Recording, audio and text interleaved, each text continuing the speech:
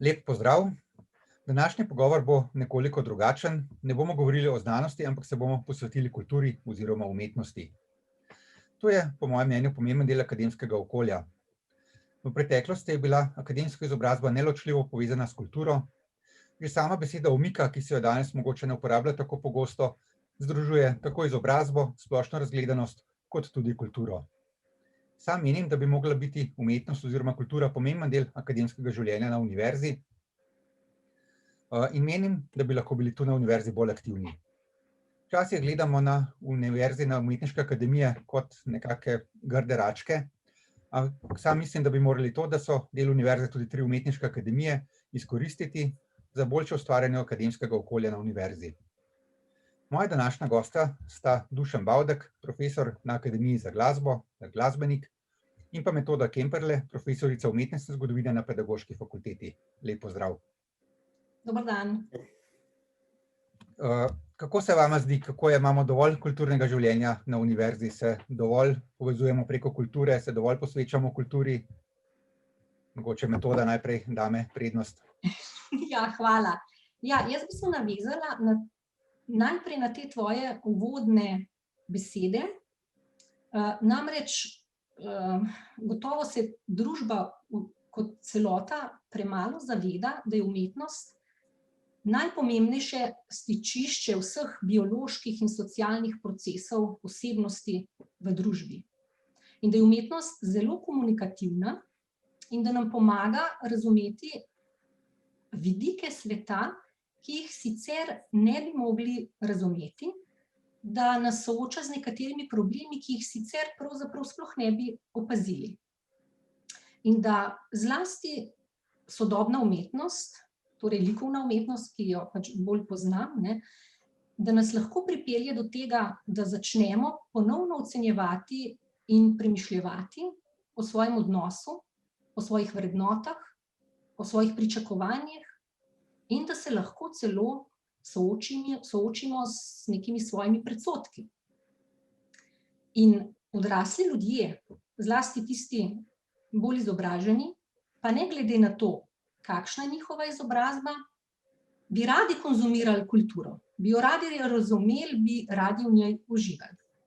Ampak problem je, da se večkrat soočijo z nemočjo, namreč nimajo nekih osnovnih kompetenc za razumevanje in za doživljanje kulture. Namreč te kompetence, kot si ti rekel, naj bi bile vpete v izobraževanje. Seveda te kompetence nekaj dobimo v osnovni in srednji šoli oziroma v gimnaziji, ampak verjetno bi se vidva z mano strinjala, da šole najbolj pripravijo ljudi za razumevanje in doživljanje umetnostnih besedil. Precej slabše je pa to recimo na likovnem področju. In ravno zato bi bilo verjetno dobro, da se to okrepi vsaj na univerzitetnem nivoju, ki je v bistvu zadnja stopnja izobraževanja. Kajti na univerzi izobražujemo intelektualce, bodoče intelektualce. In kar je še pomembno v današnjem času in pa zlasti zdajle v Sloveniji, so to seveda bodoči davkoplačevalci, ki bodo finančno podpirali kulturne ustanove. In zato je nujno, da imajo do kulture in umetnosti in do teh kulturnih inštitucij vsaj en pozitiven odnos, če že niso aktivni konzumenti kulture. Namreč pri nas se kulturne inštitucije še vedno pretežno financirajo z javnega denarja. In če ljudje, davkoplačevalci, nimajo pozitivnega odnosa do kulture, do umetnosti, potem ne vidijo razloga, da bi to financirali. Tako da seveda bi bilo dobro okrepiti nekako in kulturno-umetniško življenje in seveda okrepiti vse te povezave. No, ampak zdaj sem morda že malo predolgo govorila, tako da bi dala besedo še kolegu. No, če se mogoče skušam navezati kar na to, ko je bilo rečeno, da univerza izobražuje bodoče intelektualce. Ti intelektualci morajo biti celovite osebnosti, ne. Mi se po eni strani čedalje bolj specializiramo tako na raziskovalnem kot na umetniškem področju, ampak po drugi strani pa moramo to celovitost absolutno gojiti. In mislim, da je tukaj res eno izjemno veliko število neizkoriščenih možnosti in priložnosti. Namreč, recimo, velike celovite univerze v tujini se praviloma ponašajo ne le s svojimi raziskovalnimi dosežki, ampak tudi z umetniškimi projekti svojih članic. In študente že v vpisu nanje seznanijo z umetniškimi sezonami, ki jih pripravljajo recimo njihove umetniške akademije. In jaz mislim, da bi bilo dejansko za okrepitev kulturnega življenja na fakultetah nujno, da univerza na tem področju prevzame pobudo in vzame umetniške dogodke svojih članic, torej ne samo umetniških akademij, ampak tudi še 3 fakultet, ki imajo umetniške programe za svoje in jih kot svoje tudi začne predstavljati bistveno bolje kot doslej.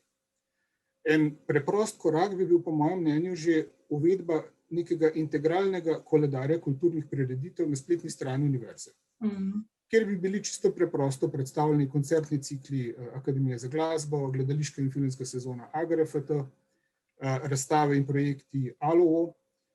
Teh dogodkov je tako veliko, precej več kot je dni v letu. In tisto, kar je res pomembno, to so dogodki, ki so na najvišji kakovostni ravni, ki se mednarodno predstavljajo in vedno znova dobivajo potrditve, da so resnično dobri. Tako da dejansko, recimo Akademija za glasbo letno pripravi v svoji koncertni sezoni približno 150 koncertov, tistih najboljših, tukaj ne štejem recimo koncertov na oddelčni ravni, ki jih je potem še toliko več. Ti koncerti so razvrščeni v 2 abonmajska cikla, eden je Tutti, drugi je Solo e da camera, že ime svoje pove. Recimo v tem ciklu Tutti nastopajo ne samo orkestri Akademije za glasbo, ampak tudi vsi nacionalni simfonični orkestri, torej orkester Slovenske filharmonije, pa radijski simfoniki, pa oba operna orkestra in z njimi recimo naši študenti, solisti, torej nastopajo. Ti orkestri tudi izvajajo dela naših študentov kompozicije. V tujini gostujejo, kolikor seveda to žal sredstva dopuščajo, to je že en problem, če bi imeli tukaj več možnosti, bi bilo lahko teh gostovanj, mogoče o tem več kasneje, še precej več, ampak gostujejo recimo na festivalih na najvišji ravni, kot so recimo Janki Euroclassic v Berlinu ali pa Opera Exem festival v Budimpešti. Torej, to govorim samo zato, da bi res poudaril, da je ta produkcija izjemno kakovostna. In seveda, da ne prezrem AGRFT in ALOO, AGRFT tudi vsako leto pripravi eno izjemno veliko število gledaliških predstav, filmskih produkcij in tisti spisek njihovih gostovanj na zelo uglednih tujih festivalih in mednarodnih odrih je izjemno dolg. Letos so recimo prišli celo s filmom v festival v Cannesu. ALOO spet organizira vsaj 60 razstav vseh vrst v Sloveniji in v mednarodnem prostoru.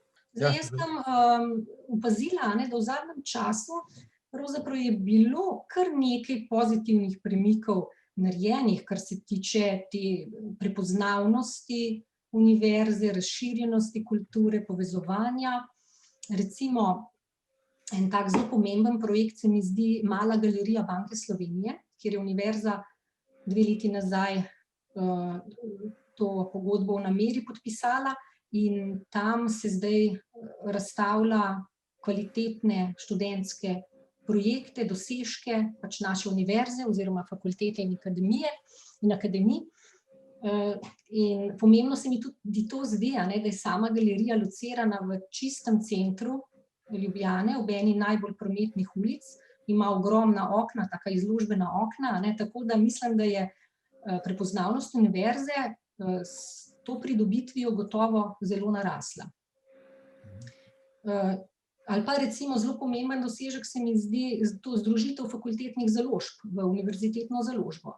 Kajti le tako verjetno bomo v prihodnosti vsi zaposleni in pa tudi seveda študentje bolj informirani o založniških dejavnostih. Zelo povezovalen seveda je gotovo e-univerzitetnik, ampak se mi zdi, da ko ga berem, imam nekako občutek, da je premalo pomembnih kulturnih dogodkov, projektov vanjega vključenih. Ali pa recimo napovednik, kot si omenil, imamo napovednik na strani univerze, napovednik dogodkov, ampak se mi zdi, kot da zelo veliko kulturnih dogodkov pa ravno izpade iz tega. In pravzaprav ne vem, v čem je ravno problem, ker točno ne poznam tega sistema, kako pravzaprav fakultete informirajo univerzo o tem. Vidim, da nekatere fakultete v tem univerzitetnem napovedniku so zastopane s svojimi dogodki, nekatere pa se mi zdi, da niso. Seveda je gotovo problem tudi ta velikost naše univerze, ampak seveda to ne bomo spremenili. Ali pa recimo, kar jaz pogrešam, se mi zdi, smo premalo informirani tudi o teh dosežkih na področju kulture, na o nagradah, ki jih naši profesorji, pa naši študentje, ti si omenil ta film, ki je bil nagrajen tudi v Cannesu, to je film, ki je dobil tudi letos univerzitetno Prešernovo nagrado, ampak pravzaprav verjetno nek širši krog na univerzi pa s tem ni seznanjen.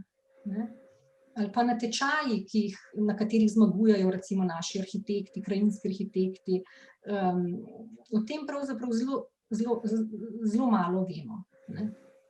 Ali pa recimo veliko naših profesorjev ima tudi kakšna predavanja po galerijah, po muzejih, ob nekih aktualnih priložnostnih razstavah, pa so oni tudi strokovnjaki za to področje.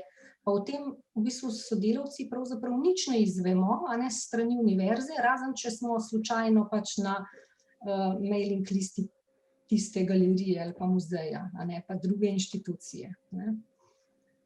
Tako da že na tem, se pravi, veliko je bilo narejenega na tem področju informiranja, ampak verjetno se pa veliko tudi še da.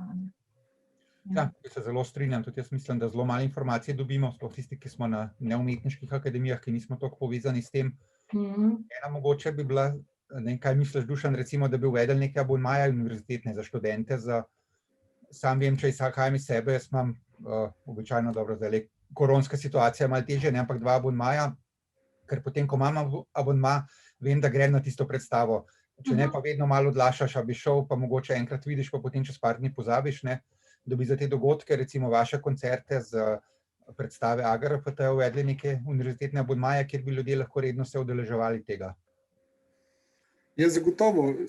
V resnici ti abonmaji obstajajo. Akademija za glasbo ima svoje koncertne dogodke pač v abonmajskem ciklu uvedene, ampak mislim, da je preprosto ta atmosfera še ni vzpostavljena na univerzi, nekega zadostnega zavedanja, da so ti dogodki resnično kakovostni in da so tukaj, da je treba samo jih obiskati in zaužiti tisto, kar ponujajo. Seveda, to, kar pravi metoda, drži, seveda so predstavitve, obstajajo, ampak po mojem mnenju dejansko imajo zaenkrat bistveno premajhen doseg, in enostavno to zavedanje v resnici še ni vzpostavljeno, vsaj ne v zadostni meri.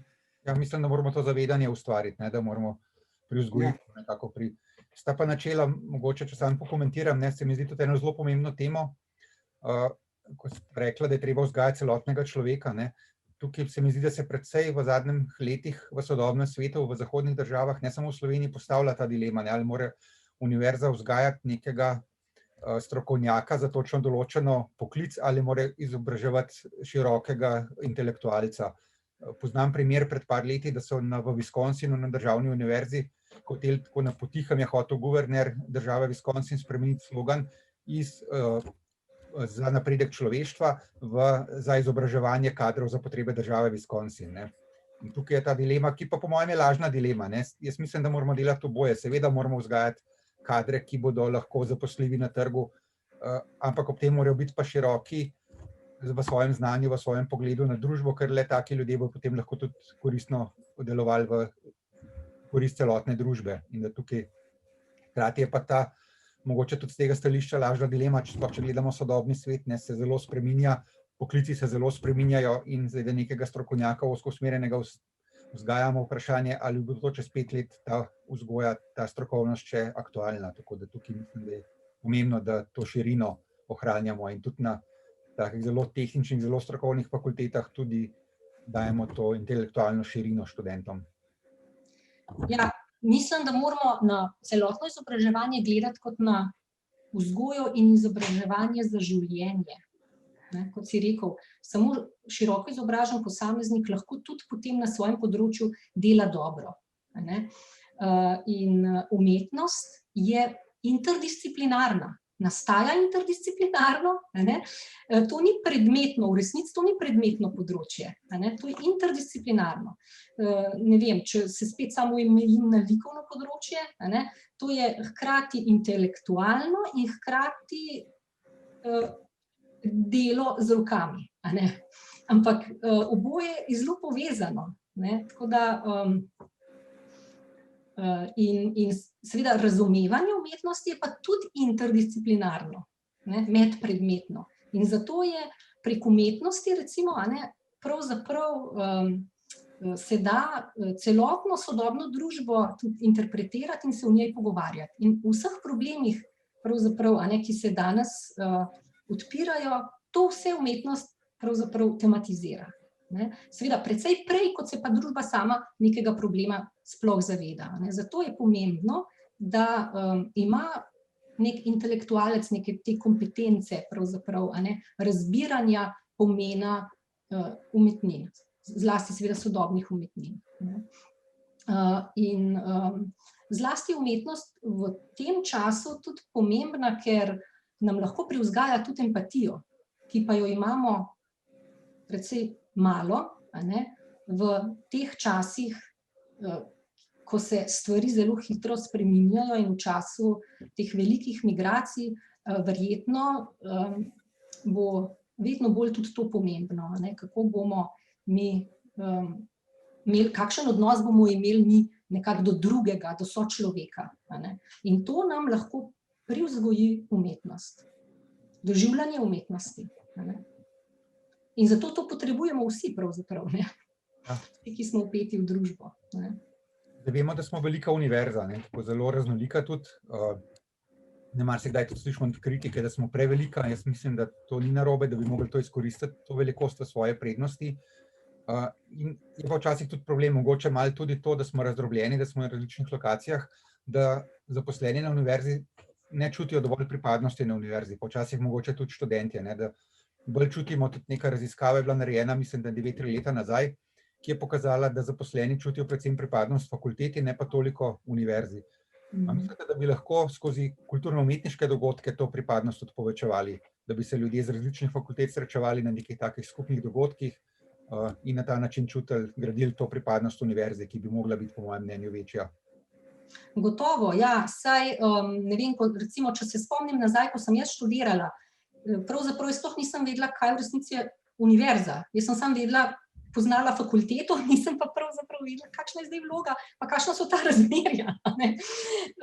In potem ti nekako to tudi nekako ostane, ne. Sicer res, da v zadnjem času je bilo kar, se mi zdi, da se veliko dela na tem, ne. Ampak gotovo, ne, ko ste prej obadva omenila abonmaje, ne. Abonmaje, torej, kar hočem reči, ne, da je Ljubljana, ne, Ljubljana je kulturno in univerzitetno mesto.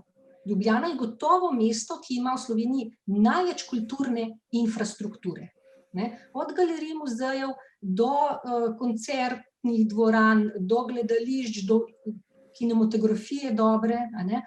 In to mislim, da tudi moramo mi povezati, ne, da je Ljubljana kulturno in univerzitetno mesto.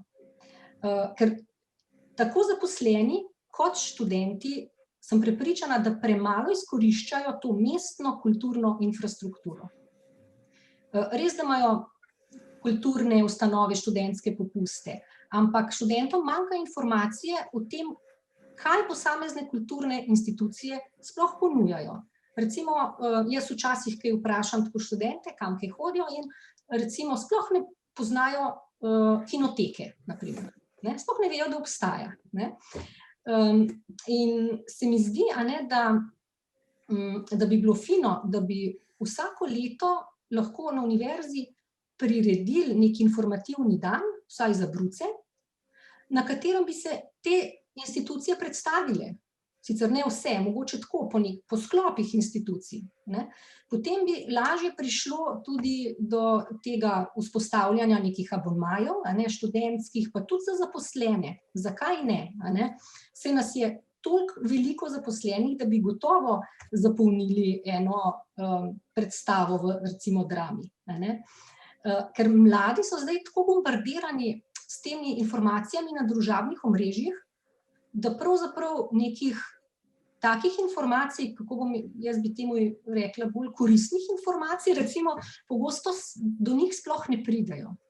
In naloga univerze bi bila tukaj, da bi jih nekako informirali, pa usmerjali k bolj kvalitetnemu preživljanju časa, recimo, tega prostega časa. Ker se mi zdi, kaj je še poseben izziv verjetno Univerze v Ljubljani, je to, kako študente tudi čez vikende obdržati v Ljubljani. Takrat, ko imajo več časa, da ne grejo domov, ampak da v Ljubljani, da ostanejo v Ljubljani in da več v bistvu izkoriščajo te kulturne infrastrukture. Dušan, še kaj dodal? Prosti, Gregor. Ja, pravim, če bo še kaj dodal. Ja, tudi jaz mislim, da smo absolutno preveč zaprti in zaverovani vase, mislim, s tem imam seveda v mislih fakultete, tudi akademije, včasih smo tudi nekoliko prepolni sebe. In dejansko mislim, da res potrebujemo skupne dogodke, ki bi bila neka horizontalna stičišča v okviru univerze. Mogoče bi Gregor temu rekel sinapse. Torej, jaz sem prej omenjal pač umetniške dogodke, ki jih prirejajo umetniške akademije. To je že recimo eno področje takih stičnih točk, kjer bi se lahko srečevali študenti in profesori v okviru naše alme mater. Najbrž pa je eno neizkoriščeno področje tudi področje obštudijskih dejavnosti. Jaz sem pač pogledal spisek obštudijskih dejavnosti z področja kulture in se mi je zdel zelo reven. Tam je veliko ponudb plesnih tečajev, s čimer absolutno seveda ni nič narobe, ampak druge umestnosti so pa komaj da zastopane ali pa jih tako rekoč ni. In tukaj mislim, da bi bilo nujno na tem področju napraviti več. Jaz vem, da recimo ALUO prireja tečaje v bistvu na vseh področjih svojega umetniškega delovanja, ki bi jih gotovo lahko obiskovali v večji meri čisto kot obštudijske dejavnosti, študentje pač drugih fakultet in akademij. Podobno bi lahko recimo pripravila, ne vem, AGRFT morda kakšne igralske, ljubiteljske dejavnosti. Recimo v okviru univerze deluje ne samo zelo kakovosten APZ Tone Tomšič, ampak se je zdaj v zadnjih letih vzpostavil tudi simfonični orkester, ljubiteljski, Greg Simfonija Korum, ki tudi ponuja pač priložnost za to, da kultura pride oziroma da umetnost pride do slehernega študenta na univerzi, ki pač igra nek inštrument, lahko tudi pač na neki ljubiteljski ravni pa se lahko vključi. In seveda kulturno udejstvovanje v resnici potem lahko ponudi vsem študentom ogromno možnosti za ustvarjalnost, za gradnjo identitete, za samoaktualizacijo, za opazovanje, za improvizacijo, za eksperimentiranje v nenevarnem okolju, kar zagotovo potem lahko obogati njihovo znanstveno raziskovalno delo, njihov študij. Tako da tukaj resnično mislim, da je vredno izkoristiti te možnosti. Ja, verjetno bi se mogli bolj spet povezovati. Na marsikakšni fakulteti imajo tudi svoje lastne kulturne skupine. Naša fakulteta ima pevski zbor študentski, na medicini vem, da imajo veliko tega, tudi dramski študentski krožek. Ampak da je tako, ne mogoče čisto stihijsko, ni prava beseda, ampak nekako prepuščeno bolj, da je premalo neke koordinacije pomoči z univerze, da bi bilo tega, da je treba to okrepiti, da bi vsem tem, ki se želijo tako udejstvovati, ponudili tudi neko pomoč z strokovnostjo, ki jo predstavljajo akademije, pa tudi te fakultete, ki gojijo te zadeve. Tudi, recimo metoda zate, vem, da ti prijatelji občasno voziš na razstave kot ljubiteljska model, tudi take dogodke bi recimo lahko organizirali, vodenje, oglede razstave. Seveda. Kakšne take vodenje, zadnja taka je bila recimo Ivana Kobilica, zakaj ne bi to naredili, da bi nekdo z univerze organiziral za univerzo za ogled, verjetno se da to dogovoriti z galerijo in bi lahko imeli tak dogodek. Sej ravno, na to sem navezati sem se hotela na to, ko sem rekla, da je Ljubljana kulturno in univerzitetno mesto. Namreč jaz moja narava dela je tudi taka, da s študentkami veliko hodim po galerijah ljubljanskih, potem po muzejih, vodim jih na ekskurzije po Sloveniji, tudi v tujino. Vsake 2 leti obvezno gremo v Benetke, na Beneški bienale in vedno se kdo najde, se jih več najde, ali študentov ali zaposlenih, ki me prosijo, če grejo lahko zraven. Tako da v bistvu bi rekla, da povpraševanja je, povpraševanje po kulturnih dogodkih pa po tovrstnem izobraževanju je, ampak to je treba majčkeno bolj institucionalizirati samo. In če bi bile ekskurzije institucionalizirane, če bi bile vodene ogledi razstav, verjamem, da bi se jih veliko udeleževalo. In recimo vodeni ogledi priložnostnih razstav, recimo sodobne umetnosti, so v Ljubljani večinoma zastonj, kustosinje rade naredijo vodstvo in celo zastonj, ker imajo radi, da imajo čim več vodstev in čim več obiskovalcev. Lahko bi bilo seveda, če grem zdaj izven likovne umetnosti, tudi več bralnih krožkov, na primer, ki ne bi bili omejeni samo na študente komparativistike, na primer. Tako da jaz mislim, da je možnosti pravzaprav tukaj kar precej. In zanimanja je, samo seveda, kako zdaj to nekako povezati, neke dejavnosti, ki jih mi sicer že počnemo, povezati z nekako s tem zanimanjem. Ja, in dati nek univerzitetni pridih, da bo to na nivoju univerze, da ne bo neka lokalna majhna zgodba. Tako, ja. In to recimo, zdaj, ko je Dušan prej omenil obštudijske dejavnosti, zelo veliko obštudijskih dejavnosti, oziroma pretežna mera obštudijskih dejavnosti je športne narave. Kar seveda, se ne da bi jaz imela kaj proti športu, kje pa, sem tudi sama zelo aktivna na tem področju, ampak se mi zdi, da bi bilo treba majčkeno to uravnotežiti. Na tem seznamu je recimo kar 30 predmetov športa in so tudi kreditno ovrednoteni. Seveda, jaz se zavedam te zgodovine športa na Univerzi v Ljubljani, vem pač, zaradi česa je to prišlo, ampak se mi zdi, da bi bilo fino to malce tudi uravnotežiti in pa dostikrat se da tudi šport s kulturo povezati. Neke izlete, se vedno da, pohodništvo se vedno da povezati z ogledom nekega kulturnega spomenika. Da je izkušnja celostna. Ja, mi imamo recimo, jaz z eno družbo svojo, z otroci še iz vrtca, vsako leto hodimo na Miklavžev pohod, na eno Miklavževo cerkvico v Sloveniji in potem si tudi preberemo nekaj o teh cerkvici v zgodovini. Na tak način se da zelo narediti tak zanimiv izlet. Se pa mogoče še navezal na to, ko si rekla, Ljubljana, kulturno univerzitetno mesto. tukaj mislim, da je tudi priložnost bi lahko bila za tesnejše povezovanje s samim mestom, kjer tudi mislim, da smo premalo aktivni, ne. Ljubljana se ponaša s tem, da je univerzitetno mesto, vemo, da župan rad pogosto poudarja univerzitetno mesto, ampak te povezave so pa relativno šibke, ne, in tukaj bi mogoče ravno skozi kulturo, skozi take dogodke tudi lahko našli neko močnejšo povezavo, ki bi se potem lahko nadgradila tudi še na druga področja udejstvovanja, tudi na raziskovalne projekte in podobno.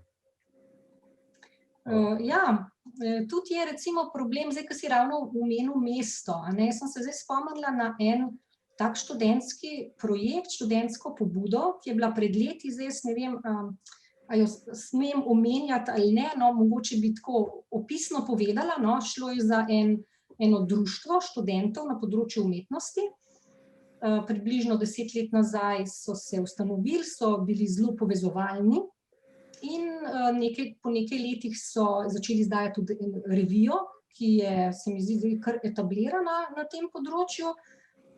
Revijo podpira veliko muzejev, galerij, tudi Mestna občina Ljubljana, zato sem se na to spomnila, ampak to društvo in ta revija pa ni več povezana z univerzo, niti s šovom, ne, kar je pa velika škoda. In jaz mislim, da bi take študentske pobude, take projekte morala, seveda, ki pridejo v strani študentov, ne, mora univerza se bolj potruditi, da ostane to na univerzi, ne. In ne, da gre to potem ven iz univerze, takrat, ko študenti zapustijo univerzo, ne. To se pravi, treba nekako zagotoviti, prepoznati seveda najprej, a ne, te dobre projekte, potem pa takim projektom pomagati, zagotoviti neko kontinuiteto na sami univerzi, ne, da naprej živijo na univerzi.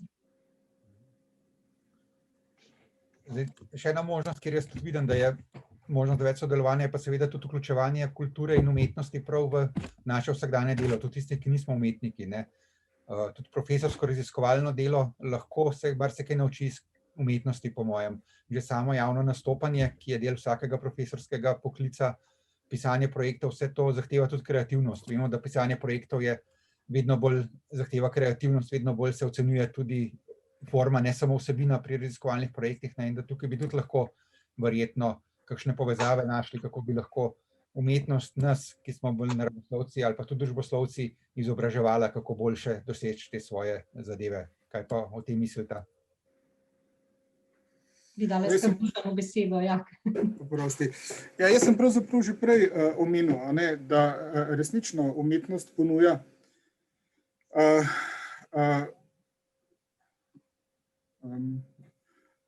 torej, pardon, da se znajdem, samo trenutek, boš to pol izrezal. Ja, ponuja priložnost za, ja, predvsem ustvarjalnost in za gradnjo identitete. Meni je bilo zanimivo, ne, ko sem bil na eni predstavitvi tutorstva, kolikšna pozornost je bila recimo namenjena premagovanju določenih takih čist recimo psiholoških težav pri nekaterih študentih, ki se pač morda ne znajdejo dobro v določeni sredini in tako.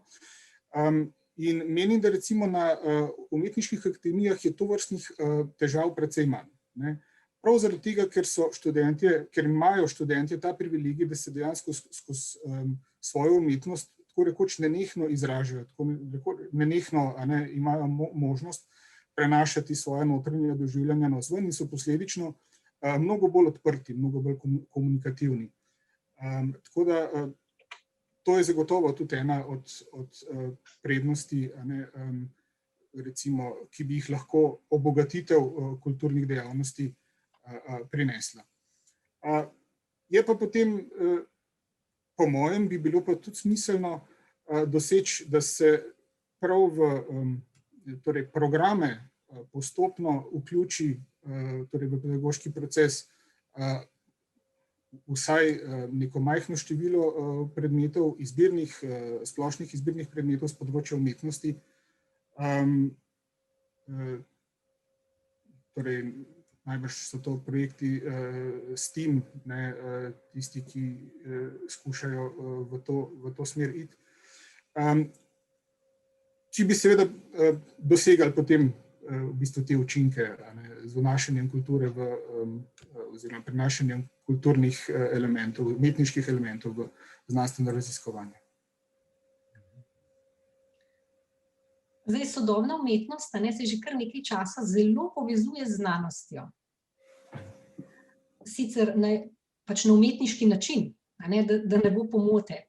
Zelo veliko je nekih projektov, ki vključujejo recimo algoritme, ki vključujejo mikrobiologijo. Recimo zdaj ravno oktobra, novembra je bila razstava v Mestni galeriji Bioumetnost. Velika razstava, kjer je bilo vključenih kar, mislim, da je vsaj 5 umetnic, ki vsaka na svoj način, na umetniški način sicer se povezujejo z znanostjo. In recimo na nekih takih razstavah jaz pogrešam recimo neko diskusijo na eni strani umetniki, na drugi strani pa ravno raziskovalci, znanstveniki, kako je to seveda to je čisto na nek utopičen način, saj to so, ti projekti so, seveda se dotikajo tudi življenja, pa so lahko tudi zelo uporabni, ampak nekateri so pa zelo na tej utopični ravni. In kako znanstvenik recimo razume nek kemični proces, kako ga pa umetnica razume. In to se mi zdi taka fina sinergija, da tudi mogoče znanstvenik pogleda na tisto svoje delo na nek širši način. Tako da gotovo umetnost lahko pomaga širiti obzorja tudi recimo raziskovalcev na nekem tehničnem področju. Včasih se počutim, da se srečujem z vizualno umetnostjo tudi pri vsakdanjem delu, ko delamo recimo histološke rezine, kakšne barvanja, celic in podobno, izgledajo dostikrat pod mikroskopom kot kakšna abstraktna umetnost, ena lepa umetniška slika, tako da taka dekorativna, Ja, zelo dekorativne zadeve, tako da že tukaj lahko najdemo na čisto osnovni ravni povezavo med umetnostjo in znanostjo. Težko neko ločnico postaviti, če bi pri neki veliki povečavi, da eno tako sliko naredil, bi marsikdo, ki se ne bi spoznal na histologijo, lahko rekel, se to je pa čisto umetniška slika, da bi gre dejansko za del recimo našega tkiva. Ja, saj tudi takih povezav se umetniki dostikrat poslužujejo, kjer recimo je umetnik naredil avtoportret, ampak ne na tak klasičen način, ampak je predstavil svojo DNK z barvami. Čist en drug pristop k DNK-ju recimo. Tako da to so gotovo zanimive povezave in mogoče take, bom rekla tudi, seveda to so neznanstveni pristopi, so pač umetniški pristopi, ki pa morda, ravno zato, ker so umetniški in so umetnik ima ponavadi zelo en širok pogled na tisto, na en problem znanstven, morda lahko ravno zato odpre neke nove poglede, tudi znanstvenika, on sicer pa nikoli ne bi na to pomislil, recimo, ker je pač preveč znanstven. Hkrati pa mogoče lahko na tak način kakšne čisto znanstvene probleme predstavlja širši javnosti, ker vemo, da v današnjem svetu je problem razne teorije zarote, ki smo tudi zdaj v situaciji covida zelo priča, da bi mogoče tudi lahko znanost naredili manj suhoparno na ta način, da vključimo umetnost in pri nekem družbenem udejstvovanju znanosti potem izkoristimo ta moment in na ta način približamo znanost tudi širšim množici, da bi bolj razumela, za kaj se gre. Ja, gotovo je ta potencial premalo izkoriščen, ja. Jaz sem že prej pravzaprav hotel omeniti, da bi mogoče celo bilo moč najti nek format prireditev, kjer bi se lahko recimo povezale predstavitve nekih raziskovalnih dosežkov, po možnosti v tem smislu na nek bolj poljuden način, z nekim umetniškim dogodkom. Morda recimo 2 fakulteti predstavita neke raziskovalne dosežke in ena umetniška akademija nek svoj umetniški dogodek, pa bi spet lahko prišlo do neke take stične točke, kjer bi se lahko na horizontalni ravni med seboj srečevali. Ja, zagotovo, to je del mojega, kar bi jaz želel, je vsekakor, da je univerza bolj angažirana pri naslavljanju teh družbenih problemov, da več predstavljamo, več komuniciramo z družbo, da predstavljamo dosežke, ki jih imamo, ampak to ne samo znanstvene, tudi umetniške in tudi v povezavi, da na ta način dejansko naredimo znanost manj suhoparno, bolj zanimivo. Tako da tukaj potem tudi verjetno mlajše bolj pritegnili lahko tudi na ta način mogoče. Vemo, da govorimo pogosto o tem, da je premalo zanimanja za te naravoslovje pri mladih, mogoče na ta način ga tudi skušamo predstavljati na bolj zanimiv način, da vključimo umetnost. In mislim, da bi bila dodatna sinergija vsega tega dela potem lahko tudi predstavitev takšnih dogodkov še na univerzitetni televiziji, ne? Ki je gotovo tudi ena taka, ki ima gotovo tudi en potencial, ne? Po mojem celo še precej širši kot samo v okviru univerze, ne? Če pomislimo, recimo, veliko tujih držav ima tretji program televizijski namenjen pač umetnosti, kulturi, znanosti, ne? Mi ga imamo pa politiki. In recimo tukaj bi morda lahko univerzitetna televizija prav to vrzel na nek način zapolnila, ne? In predstavljala umetniške dosežke in raziskovalne dosežke, ne, ki so absolutno zanimivi, kakovostni na en tak dostopen način in s tem ne nazadnje tudi dvigovala oziroma dvigovala zaupanje v znanost in skušala premagati to poplitvenost, ki si jo prej omenil. Ja, vsekakor. Tako, jaz mislim, da smo bili kar že precej dolgi, tako da bi jaz počasi zaključil. Mislim, da smo povedali kar veliko zanimivega, tudi kar nekaj novih idej, kaj bi lahko delali na univerzi, da bi dvignili tako znanost kot umetnost v povezavi, da gre lahko to z roko v roki, tako da upam, da nam bo tudi to v prihodnosti uspelo. Tako da zahvalil bi se obema sogovorcama, Metodi in Dušanu, za tale zelo zanimiv pogovor. Če bi imel kdo kakšno vprašanje, ga seveda lahko zastavite preko Facebook strani. Toliko pa za danes za naše strani. Najlepša hvala obema sogovorcama in uspešno delo še naprej. Hvala tudi tebi, Gregor, za povabilo in uspešno delo tudi tebi še naprej.